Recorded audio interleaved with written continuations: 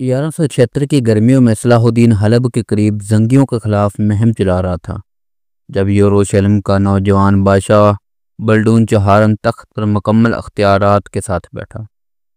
اس نے صلاح الدین کے ساتھ امن معاہدے کو مسترد کرتے ہوئے دمشق پر حملہ کر دیا۔ اس فیصلے نے واضح کر دیا کہ بلڈون صلاح الدین کی بڑھتی ہوئی طاقت کو قبول نہیں کرے گا۔ بلڈون نے اپنے چچا جولسن آف کورٹنیکوس سینچر مقرر کر کے صلیبی حکومت کو مستحکم کیا۔ صلاح الدین کو مجبوراً زنگیوں سے امن قائم کر کے اپنی توجہ حلب سے ہٹانی پڑی۔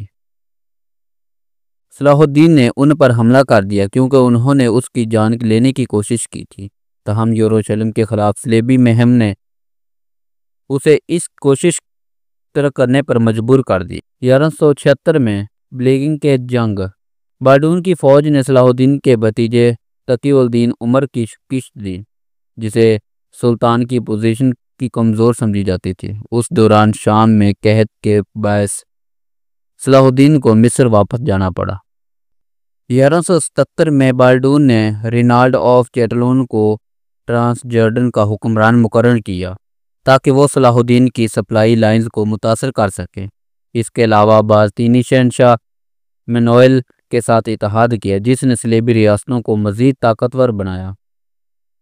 1177 کے غزا میں صلاح الدین نے ایک بڑی فوج اکٹھی کر کے یروشلم پر حملہ کیا۔ بلڈون کے پاس صرف چند سو شورویر تھے مگر انہوں نے ٹیمپلز کی گرینڈ ماسٹر اوڈی ڈی سینٹ مانڈ کو ساتھ ملا کر مزاحمت کی۔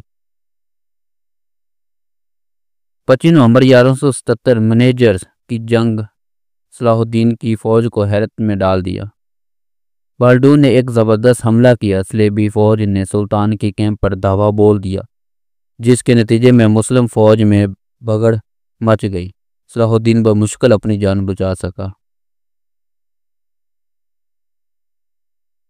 اس فتح نے یروشلم کی بادشاہت کو عارضی طور پر محفوظ کر دیا اور صلاح الدین کی عزت کو نقصان پہنچایا۔ بلڈون کی جنگی مہارت اور قیادت نے اسے ایک مؤثر حکمران ثابت کیا۔ صلاح الدین کو اپنی حکمت عملی پر نظر ثانی کرنی پڑی۔ ملتے ہیں نیکسٹ پارٹ میں انشاءاللہ۔